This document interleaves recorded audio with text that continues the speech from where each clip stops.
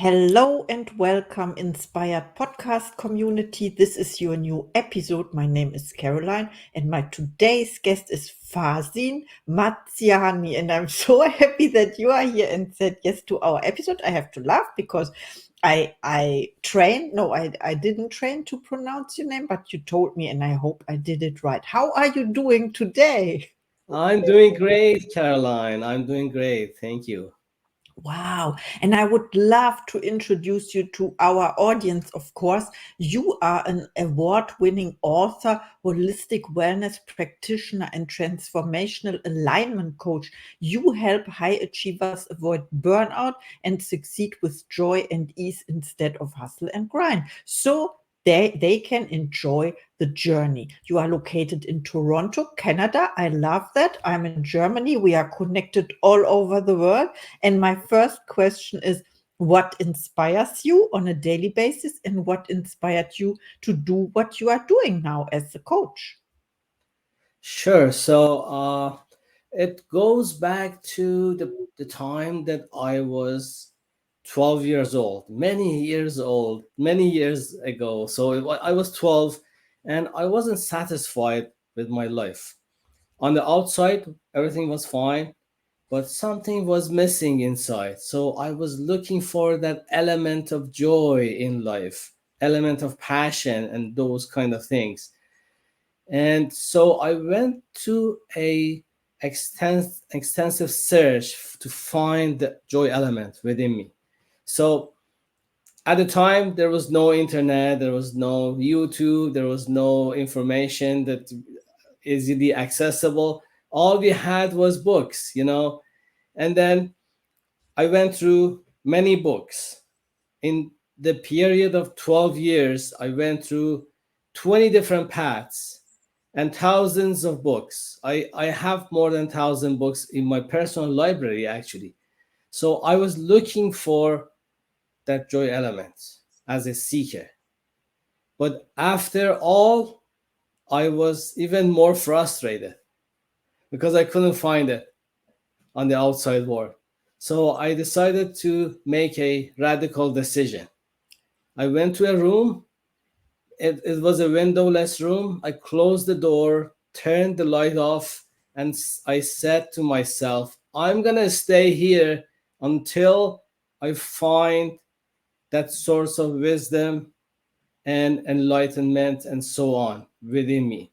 So when I came out of that room, I noticed that it was close to 5 days that I was there.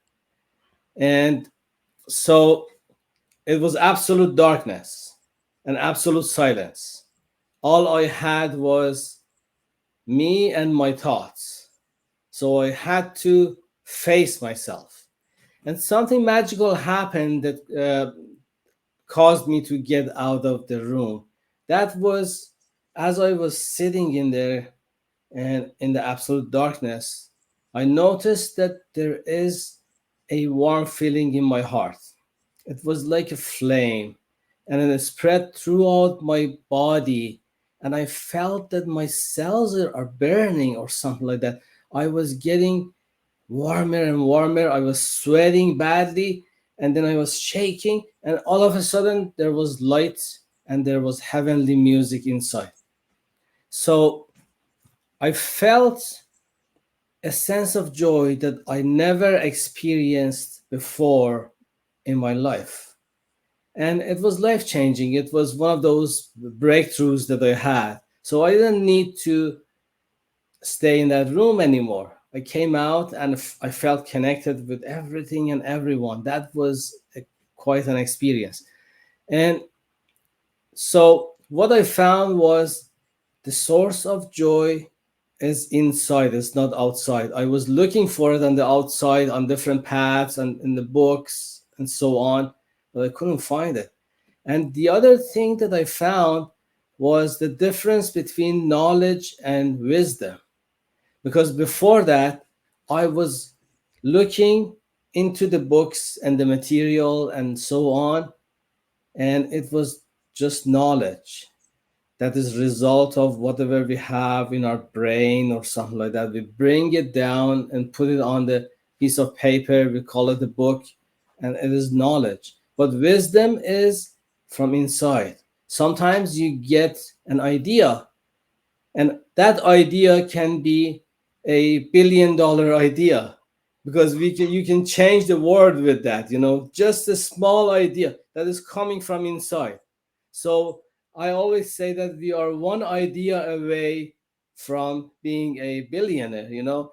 Something comes and you act on it, and then everything changes for you and for the world. It's not that hard, but we need to open our heart to be able to do that. So how so something else happened a few years after that. The second breakthrough that I had, the second breakthrough was like this. I injured my back at work, and it was a bad injury. I went through the therapy and so on, but the pain stayed with me for 15 years. It was a chronic pain.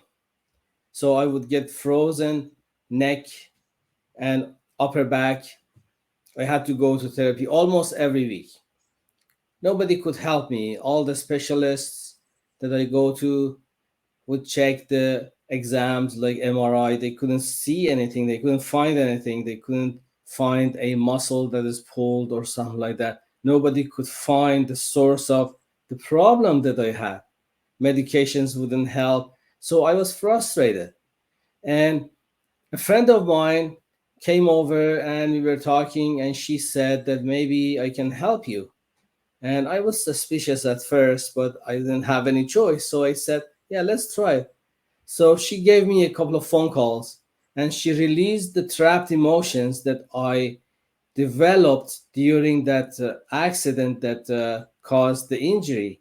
So, trapped emotions are unprocessed emotions. Sometimes we have an emotion and we don't process it fully, and then it gets stuck in our body. We carry that emotion with us for a lifetime.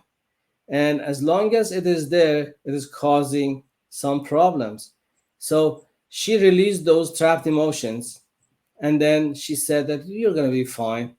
So I thought next week I'm going to go to therapy again, but it never happened. So I was completely cured from that 15 years of pain.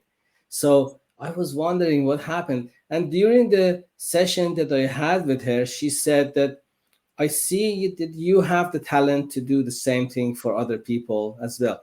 So that was another breakthrough. And so I started learning about emotion code under Dr. Bradley Nelson, and became a practitioner and help other people. And I found about heart wall as well. Heart wall is a chamber that we create around our heart, and it separates us from life. So, what is the process? It is something like a defense mechanism that we have. Sometimes we are under grief experience, or um, relationship problems, and so on. And we have to protect our heart because our heart is very sensitive. And so, in order to protect it, we use the trapped emotions to build a chamber around the heart to protect it. That is developed unconsciously by our subconscious mind. So we protect our heart in that moment, but we keep that heart wall. And that is the element that separates us from ourselves and from our others and from life. It's like living in a bomb shelter 10 years after the war is over. We are still living in that bomb shelter. And it's a self made jail that we are living in.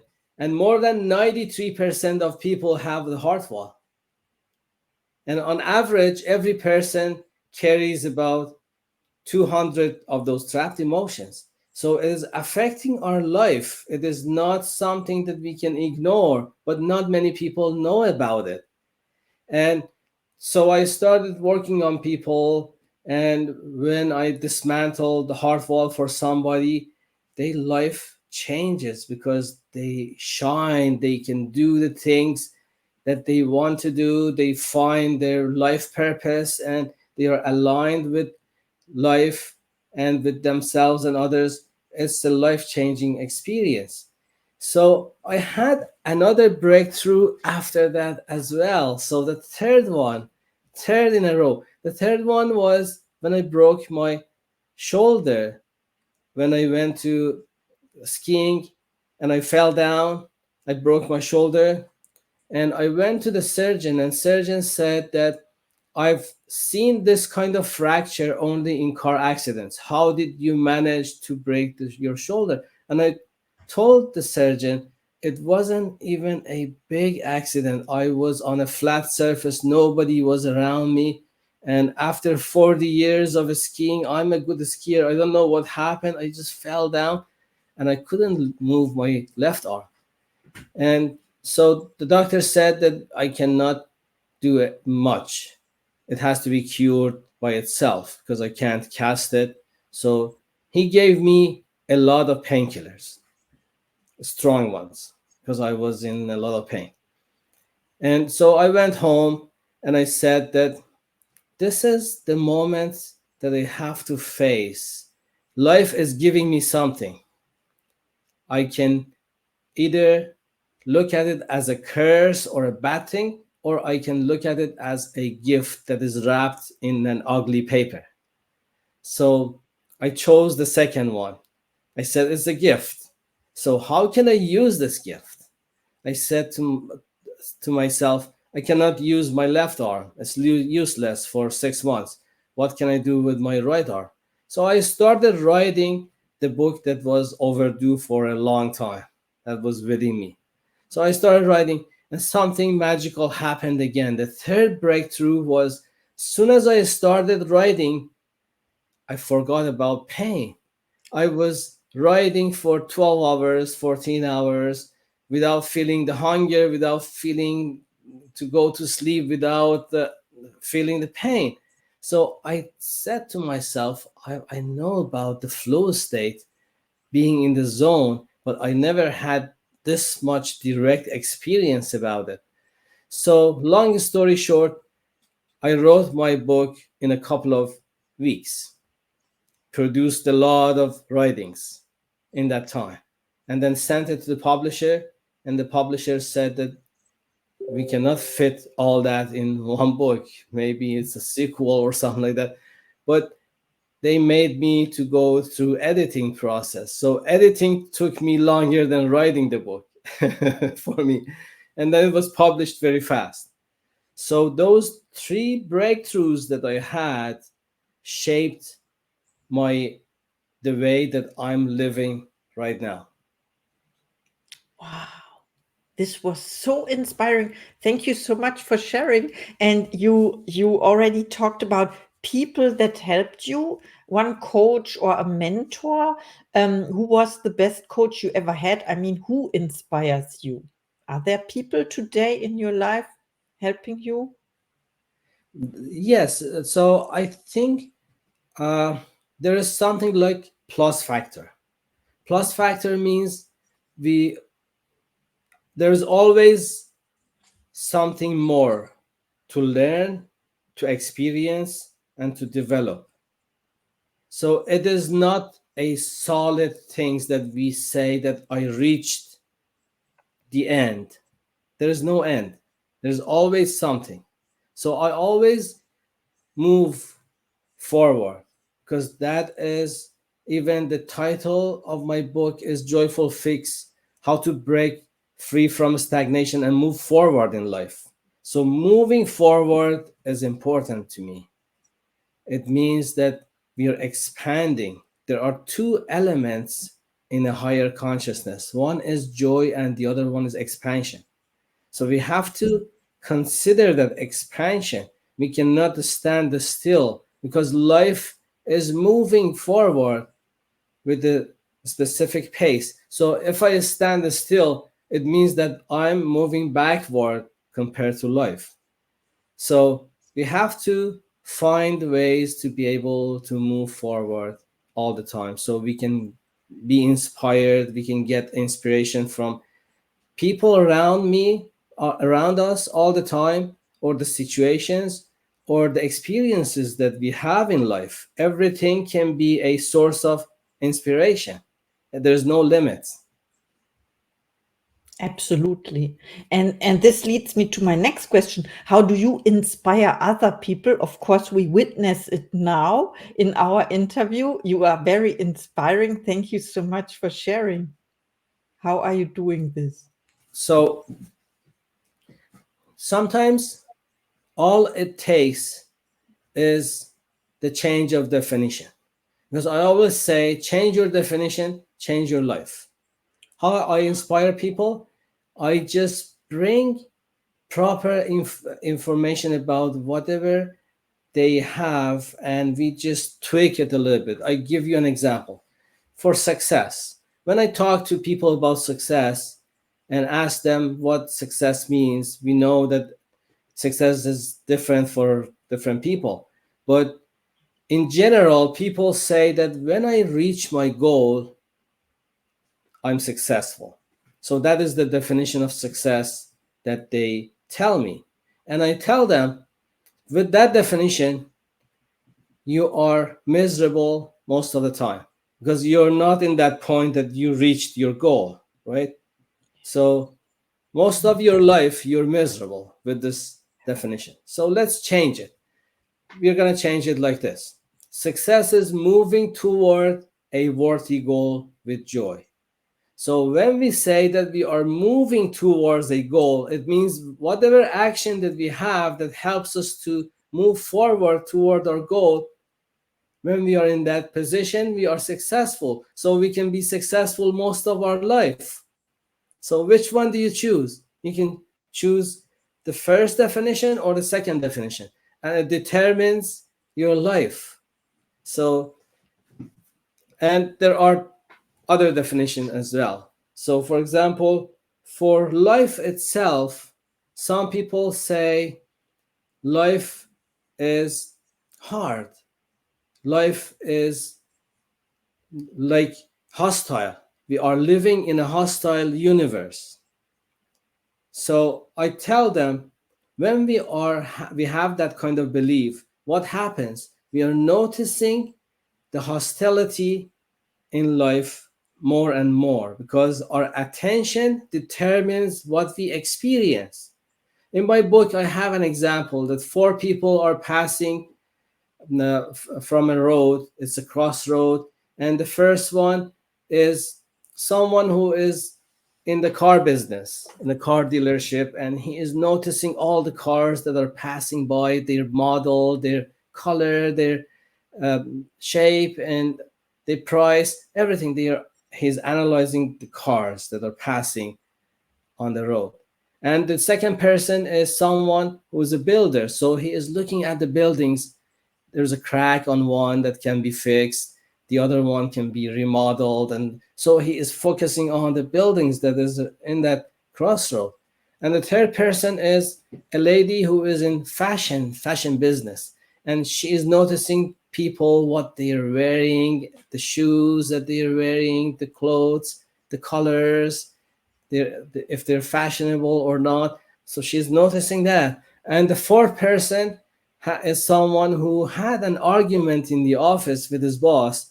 So he's not seeing anything in that crossroad. He is in his mind still arguing with his boss, analyzing whatever discussion that they had and stuff. Four people are crossing the road, and they are seeing the four different scenarios, the four different things. So the things that we have are filters: the beliefs, the experiences, the emotions, whatever we have inside are filters. We look at life through those filters. So if I say that life is hostile, what happens? I see the hostility in life. I see the hardness.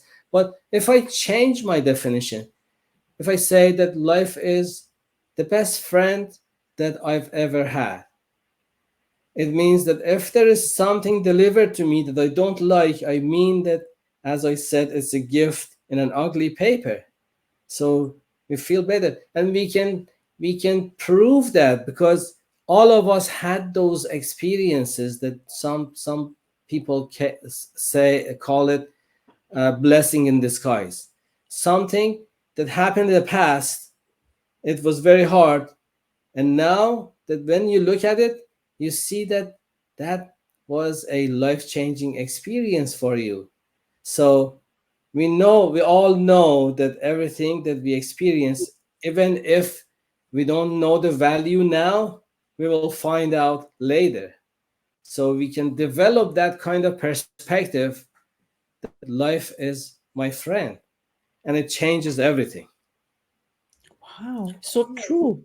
Thank you so much. I love the analogy about being life being a friend, and the friend brings with it something, a gift. And you said some gifts are in an ugly paper.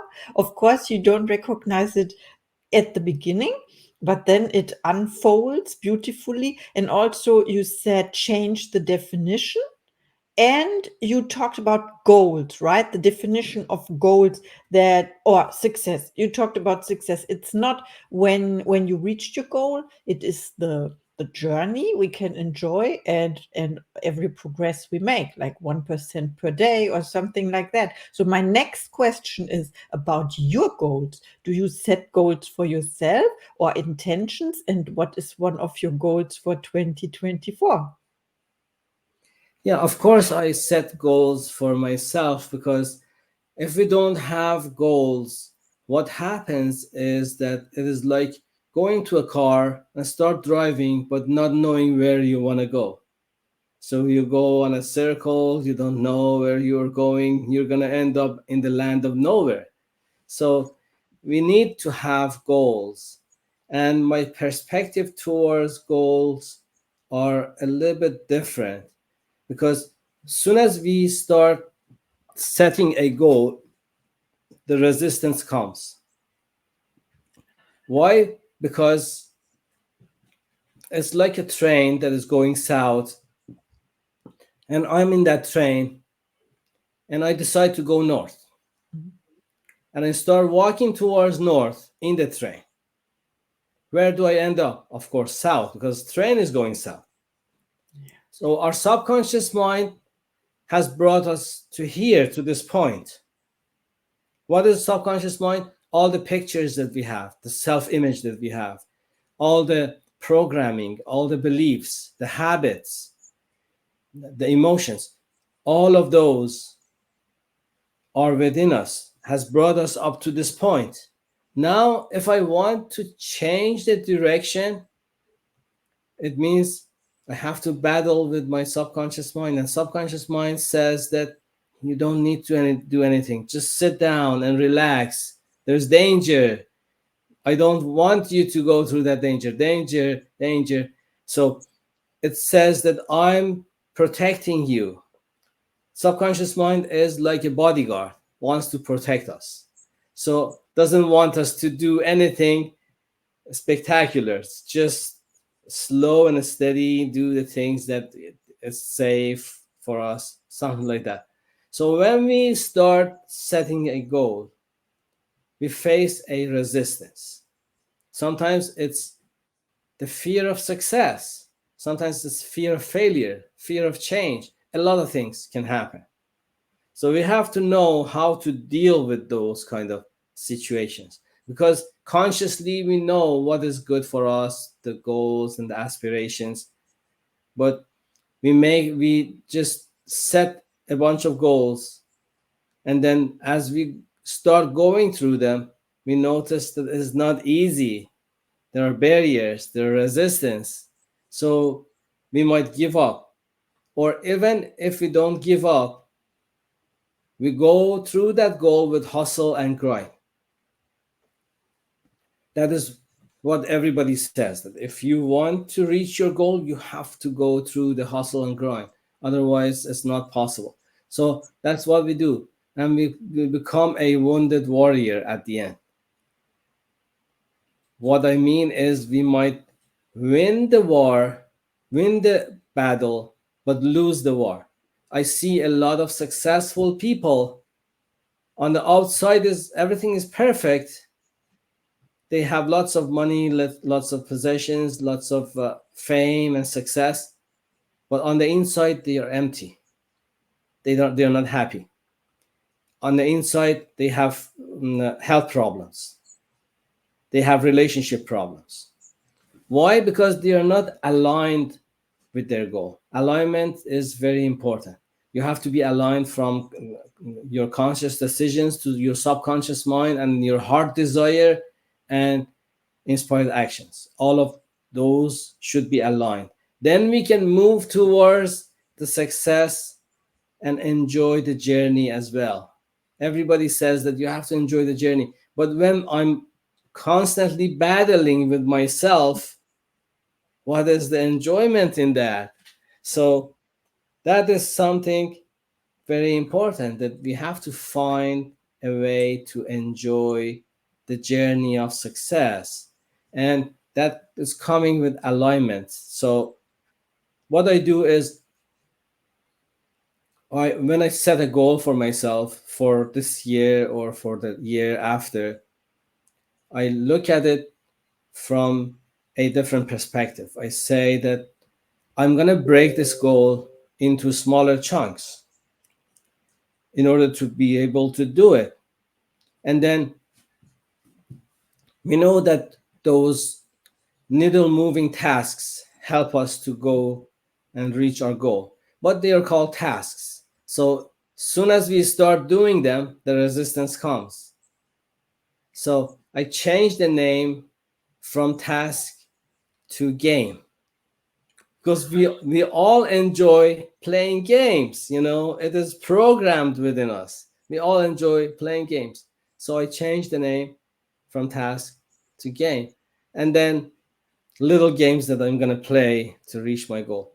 And then I have a 10-step process in my book, but I'm going to be summarizing it in 3 steps in here so everybody can remember that. So the 3 step is like this. The first one is game plan. So after I have those little games, before I go to sleep, I have those games listed in my head. I start thinking about the games that I want to play the next day. And so, as you know, before we go to sleep, our subconscious mind's guard is wide open because we are in the alpha state. What we usually do is all the concerns, all the fears, all the guilt and everything, we just impose everything into our subconscious mind before we go to sleep, and we wake up in the morning tired out. We haven't done anything yet, but we are tired because we programmed ourselves that way. So let's change it. Instead of putting all those bad information in there, I'm gonna think about the games that I want to play the next day. So that is the game plan. The second part is warm up. As soon as I wake up, before I even open my eyes, I start thinking about that game and playing that in my head. So it is like a mental rehearsal. I imagine myself in the game and playing and enjoying and winning and going on top of the podium and celebrating. I'm reviewing that in my head. It is called warm up. So that is the second part. And the third part is during the day, we just play the game. We programmed it 2 times. One is before we go to sleep. The second time is right after we wake up, because that is the second time that the guard for subconscious mind is wide open. So that is the second time. So the third time, which is playing, is going to be easy. Our subconscious mind is on board with us. So we can play that game. And we play those little games until we reach our goal. Yeah, it's a 3-step process, and I encouraged the listeners to try that. And if somebody tries that for a week and contact me, what I'm gonna give them is I'm going to give them something that supercharges that process for them. That sounds amazing. So I will try it. I'm committed. I will do this 1 week and then I contact you and Sure. I'm happy. Oh, thank you so much. I'm happy about our interview. Please contact Farzin, but only if you did the exercise and then you receive something to enhance the process. Thank you, thank you, thank you. This was our inspired podcast interview, and I see you in the next episode. And the way that people can contact me is through my website. They can go to joyfulfix.com, and on the contact page they can record their voice, or there is a free quiz that they can take, and just they can contact me through my website. It's easy and straightforward. Thank you so much for mentioning. I put it in the show notes, of course. Click on the link, please. And I see you next time.